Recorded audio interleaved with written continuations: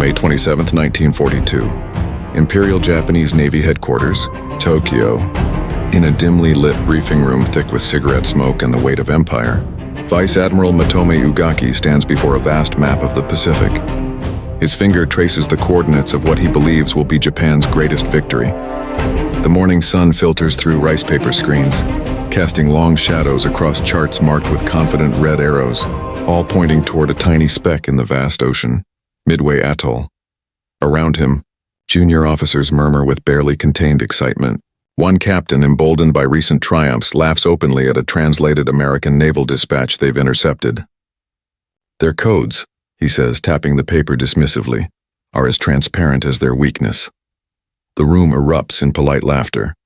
Not one man in that chamber, not the brilliant tacticians, not the seasoned commanders, suspects that at this very moment, in a basement room 8,000 miles away in Pearl Harbor, American cryptanalysts are reading Japan's most secret naval orders with perfect clarity, mapping every movement of the combined fleet, as if watching pieces move across a chessboard. The Americans know the date. They know the target. They know the exact composition of the approaching armada, and the Japanese, in their absolute certainty, have no idea they've been broadcasting their own destruction for weeks. This was not mere intelligence failure. This was the collision of two philosophies, Japanese supremacy born from 6 months of unstoppable conquest, meeting American ingenuity forged in the desperate furnace of Pearl Harbor's humiliation. For half a year, the rising sun had painted the Pacific red with victory. Hong Kong, Singapore, the Philippines, the Dutch East Indies. Each fortress that the white man swore was impregnable had fallen in weeks, sometimes days. Japanese soldiers had marched through colonial capitals as European defenders fled in chaos. Their aviators ruled the skies. Their carriers had struck with impunity from Hawaii to Ceylon.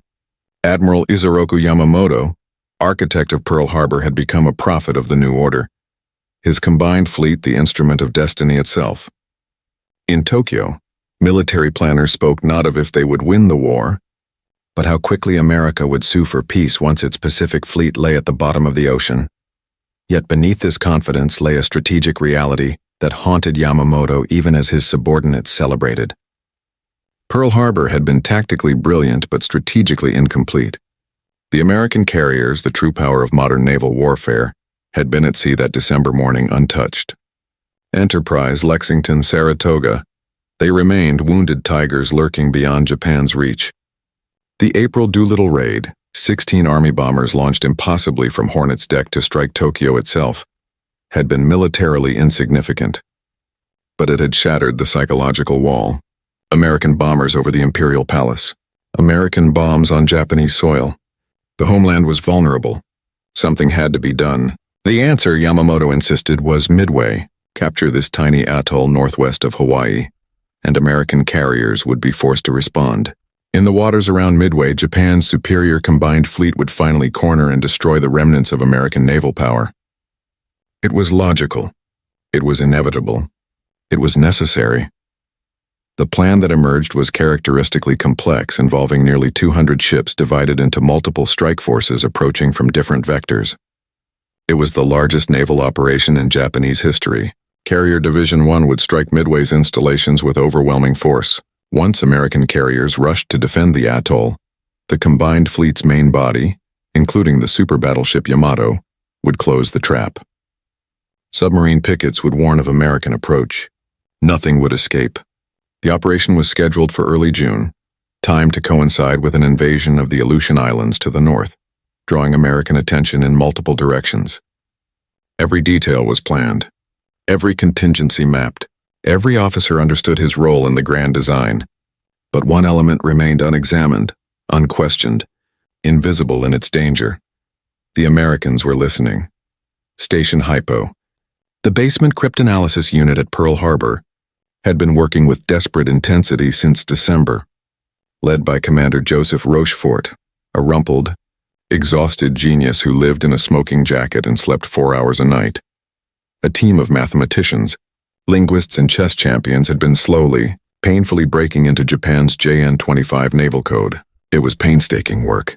Unlike German Enigma, which could be attacked with captured machines, JN-25 required pure cryptographic analysis, recognizing patterns in thousands of intercepted messages, building meaning from statistical shadows.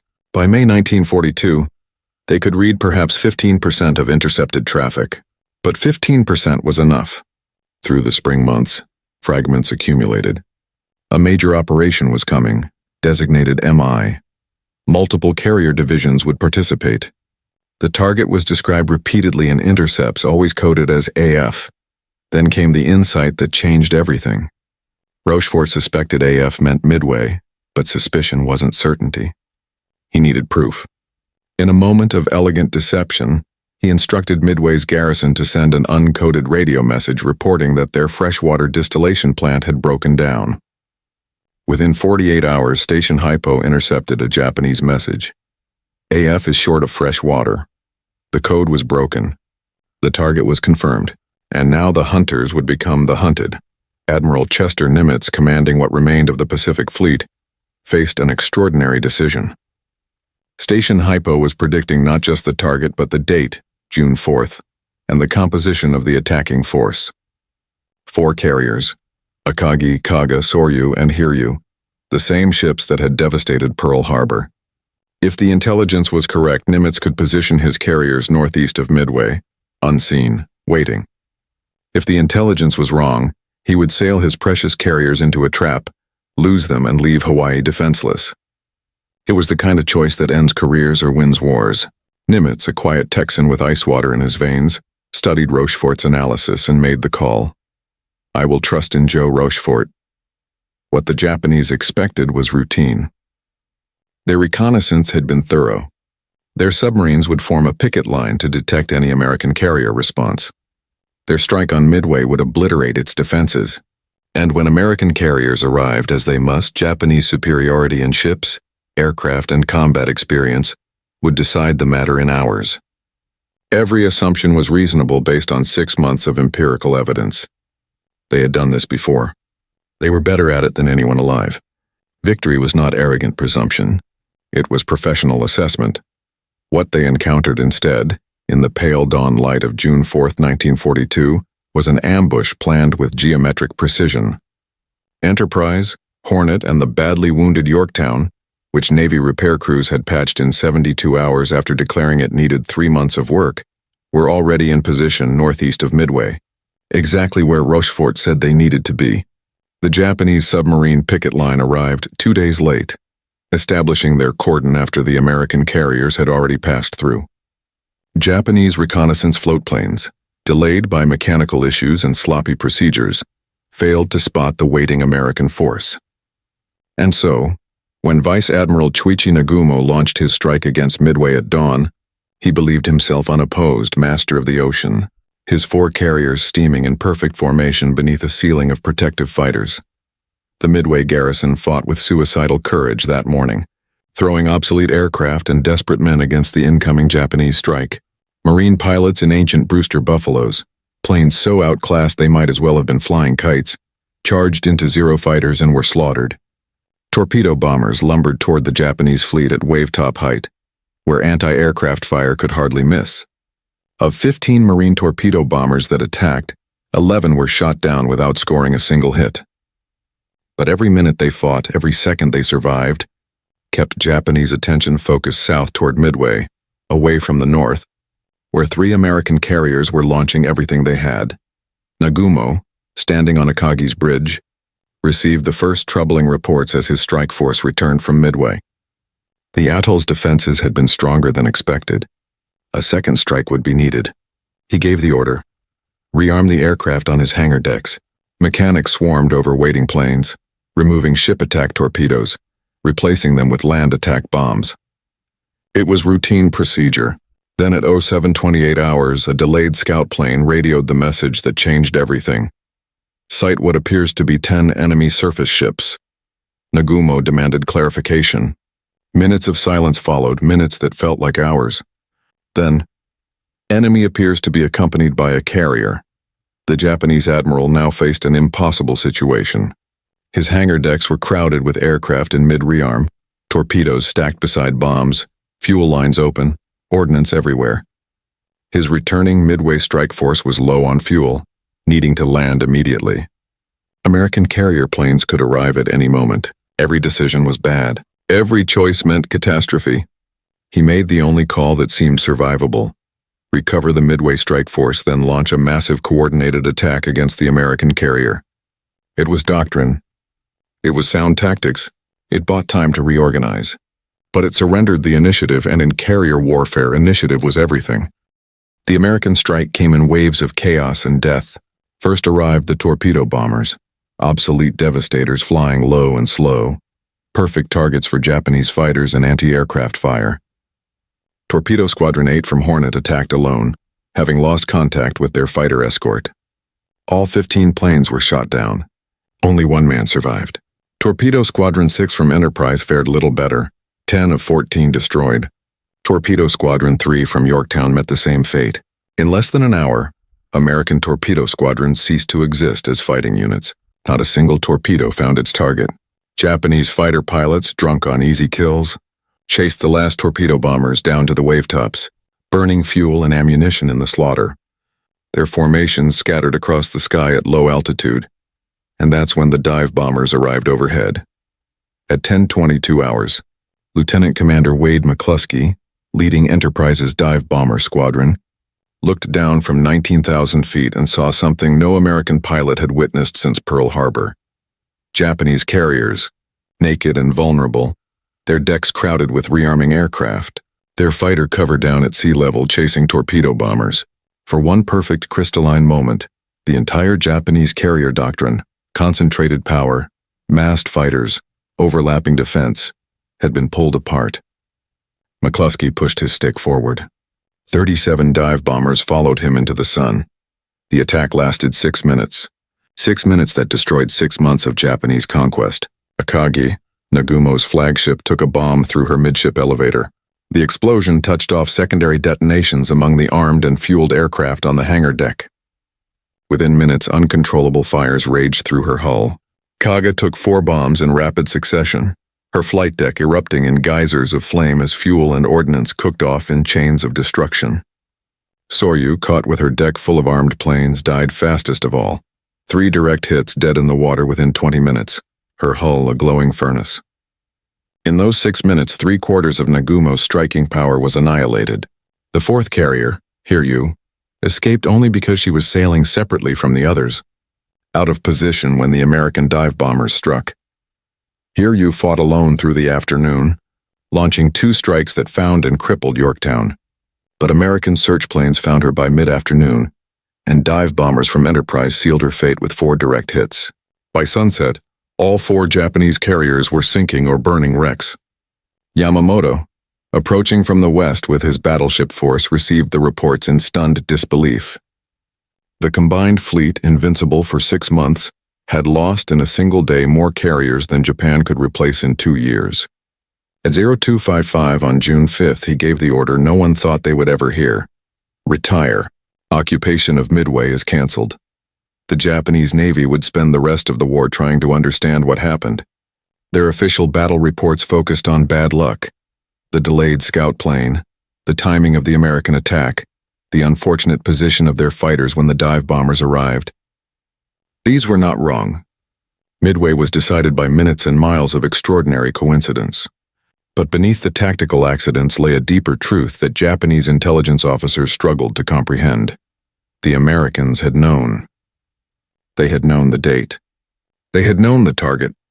They had known the composition of the strike force. Station Hypo's intercepts, decoded and analyzed, had given Nimitz something no admiral in history had possessed: the enemy's battle plan in advance, in detail.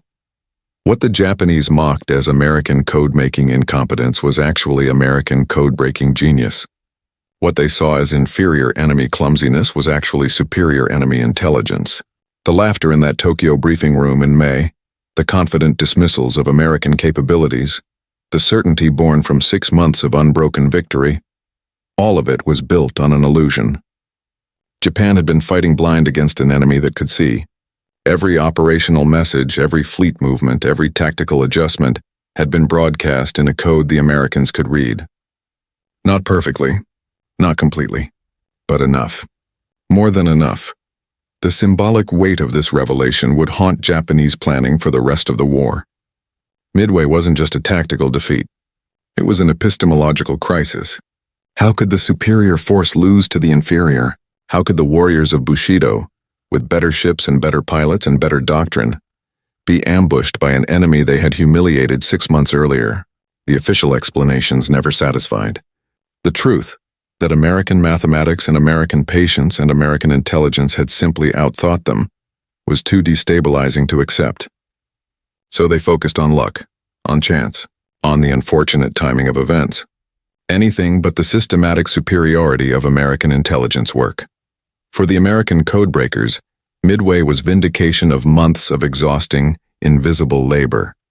Rochefort and his team had worked in obscurity, their achievements classified beyond top secret, their existence unknown even to most military officers.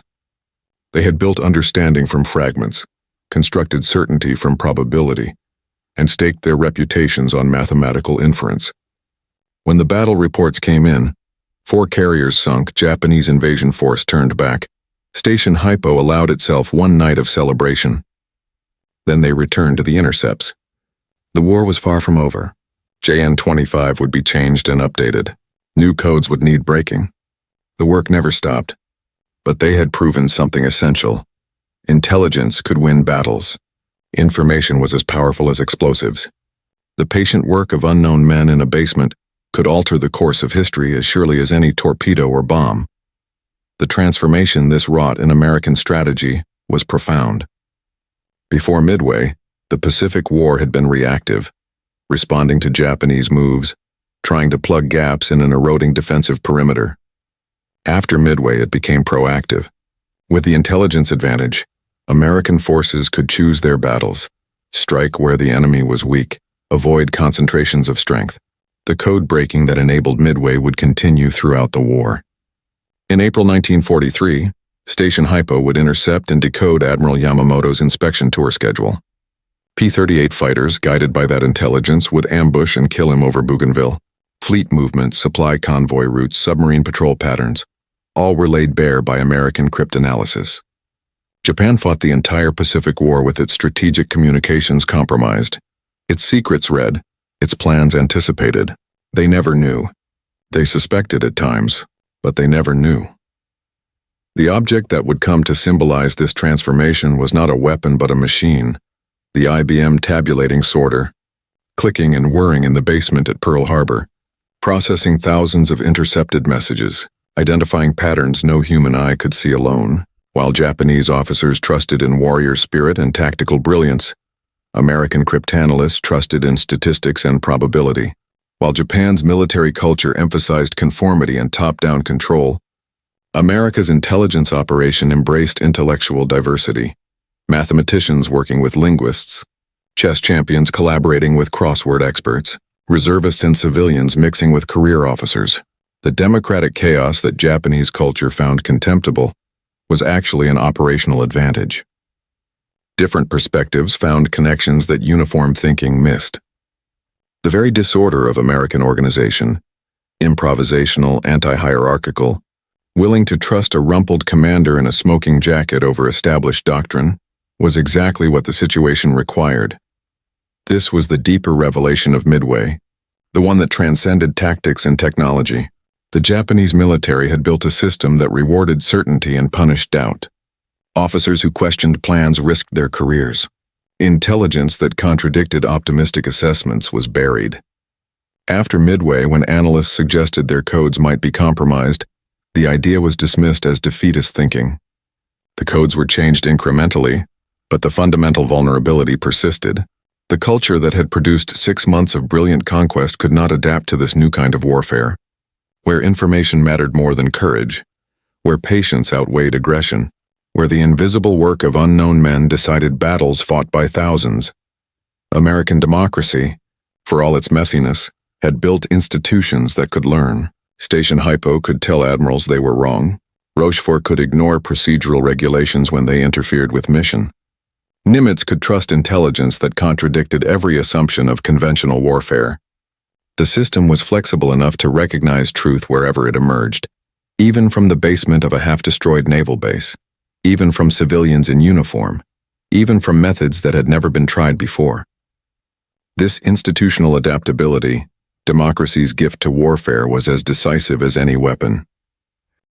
By 1943, Japan's strategic position had become a slow-motion catastrophe, though few in Tokyo would admit it. The combined fleet, though still powerful, would never again achieve the concentrated carrier strength that made Pearl Harbor possible. American shipyards operating at capacity were producing carriers faster than Japan could build them one new Essex-class carrier every month by 1944, the industrial base that Japan had counted on defeating. Through quick knockout blows was instead mobilizing, expanding, turning civilian capacity into military production. Every month America grew stronger. Every month Japan's trained pilot losses became harder to replace. And through it all, Station Hypo and its sister facilities continued reading Japanese naval communications, giving American forces an intelligence advantage that multiplied the impact of material superiority. The Battle of the Philippine Sea in June 1944 would demonstrate the culmination of this transformation.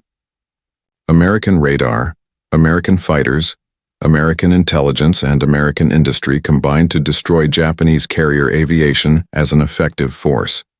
Pilots that Japan had spent years training were shot down by the hundreds in what American aviators called the Great Marianas Turkey Shoot. The Japanese carriers survived, but without trained air groups they were useless.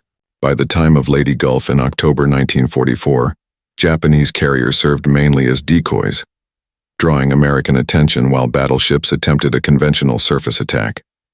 It didn't work. American intelligence detected the deception. American carriers sank the decoy force while American battleships destroyed the surface attack. The Navy that had been supreme in 1942 was by late 1944 reduced to kamikaze attacks, suicide as doctrine, the ultimate admission that conventional operations could no longer succeed. Japanese officers who survived the war would spend decades analyzing Midway, writing memoirs, reconstructing decisions, debating alternative choices. Could Nagumo have won if he'd attacked immediately instead of recovering aircraft? Should Yamamoto have concentrated his forces instead of dividing them? What if the scout plane hadn't been delayed? The tactical questions were endless, but they avoided the strategic reality. Japan had fought the entire war with compromised communications, and no amount of tactical brilliance could overcome that fundamental vulnerability. The mocking confidence of May 1942, the certainty that American codes were transparent and American intelligence was inferior, had been based on a mirror image delusion. It was Japanese codes that were transparent. It was Japanese intelligence that missed the fundamental threat. The superiority they felt was a comfortable illusion, shattered in 6 minutes of dive bomber attacks that should never have succeeded, against carriers that should never have been surprised, in a battle that should never have been fought on American terms. June 5, 1942, dawn. The waters northwest of Midway. 4 pillars of smoke rise from the horizon where Japanese carriers burn and sink. Aboard Enterprise, exhausted pilots sit on the deck near their planes, too tired for celebration, too shaken by losses to feel triumph. Below in radio intelligence spaces, American cryptanalysts continue processing intercepts, reading Japanese damage reports, tracking the retreat of the combined fleet. In Tokyo, the full scope of the disaster is still unknown. Official reports will minimize the losses. Public announcements will claim victory. But in the silence of command headquarters, officers who understand naval warfare know that something irreplaceable has been lost. Not just ships, not just pilots, but the initiative, the momentum, the certainty of victory. These will never be recovered. The mocking laughter in that May briefing room now echoes differently, not as the sound of superiority, but as the last moment of innocence before reality intruded. Every confident assumption about American weakness, every dismissive assessment of enemy capability, every cultural presumption about Japanese supremacy had been wrong in ways that tactical courage could not compensate for. The Americans they had underestimated had beaten them with patience and mathematics. The codes they had trusted had been broken by unknown men in a basement.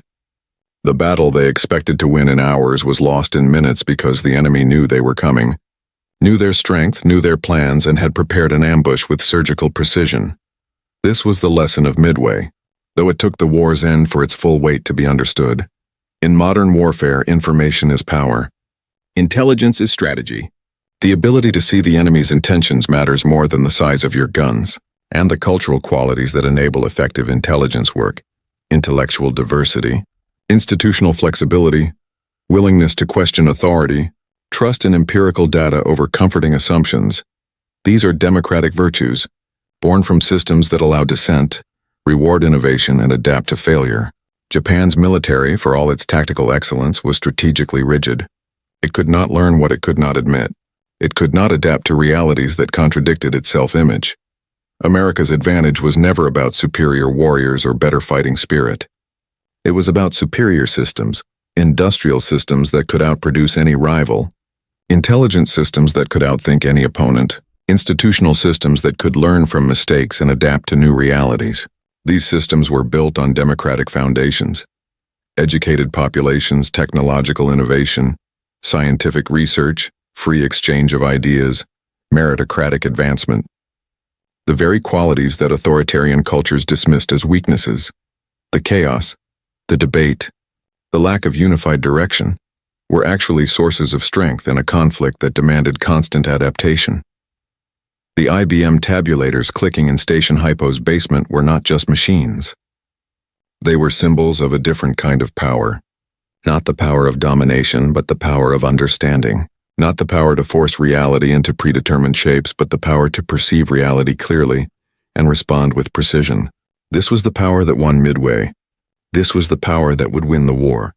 And this was the power that mocked confidence could not see, even as it destroyed them. In the end, the ambush at Midway was not about luck or timing or coincidence.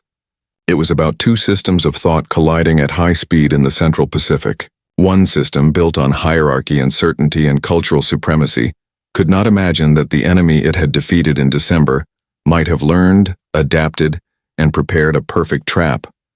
The other system, built on pragmatism and ingenuity and democratic chaos, had done exactly that. The fleet that steamed confidently toward Midway in June 1942 was ambushed not by better warriors but by better information. The officers who mocked American codebreakers in May discovered in June that they themselves had been decoded, anticipated, and outthought, and the smoke rising from 4 burning carriers was not just the funeral pyre of ships. It was the visible manifestation of a deeper truth, that wars are won not only by those who fight bravest but by those who think clearest. That victory comes not from certainty, but from the willingness to question. That the future belongs not to those who dismiss their enemies, but to those who understand them. These lessons, written in fire on the waters of Midway, would echo through the rest of the war and beyond, a testament to the power of intelligence over arrogance, of mathematics over mockery, of the quiet work of unknown men over the confident predictions of those who believe themselves invincible.